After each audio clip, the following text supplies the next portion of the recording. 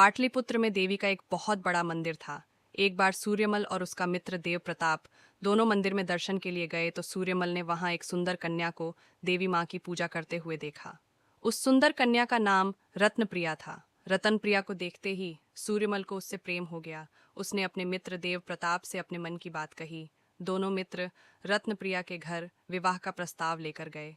रत्नप्रिया के पिता को भी उसके विवाह की चिंता थी, और जब सामने से इतने सुयोग्य वर का रिश्ता आया तो पिताजी ने भी हाँ कर दी, परंतु उन्होंने एक शर्त रखी। मेरी पुत्री देवी की परम भक्त है। सुबह शाम बिना देवी दर्शन अन्न ग्रहण नहीं करती। मैं चाहता हूं कि विवाह के बाद भी उसका यह नियम बना रहे। सूर्यमल ने इस शर्त को सहर्ष स्वीकार कर लिया और कहा, यह तो बड़ी खुशी की बात है। विवाह के पश्चात जब सूर्यमल, देव प्रताप और रत्नप्रिया अपने नगर वापस जा रहे थे तो रास्ते में डाकुओं ने उन पर हमला कर दिया और सारा धन लूटकर सूर्यमल और देव प्रताप के सिर काट दिए और भाग गए। जब रत्नप्रिया ने यह देखा तो वह अपने आप को संभाल नहीं पाई।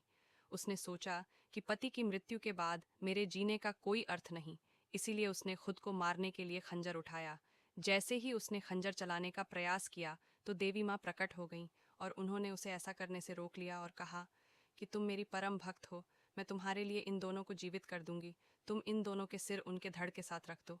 रत्नप्रिया ने वैसा ही किया, लेकिन हड़बड़ी में उसने सूर्यमल का सिर देव प्रताप के धड़ के ऊपर और देव प्रताप का सिर सूर्यमल के धड़ के ऊपर रख दिया।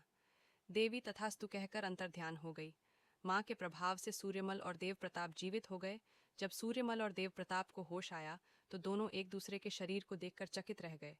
उन दोनों को जीवित देखकर रत्नप्रिया भी उनके पास आई और उसे तो अपनी गलती का एहसास हुआ। सूर्यमल और देव प्रताप को इस तरह देखकर रत्नप्रिया परेशान हो गई और वह गहरी सोच और चिंता में डूब गई। काफी देर तक सोचने के बाद उसने सूर्यमल के सिर वाले आदमी को अपना पति चुना।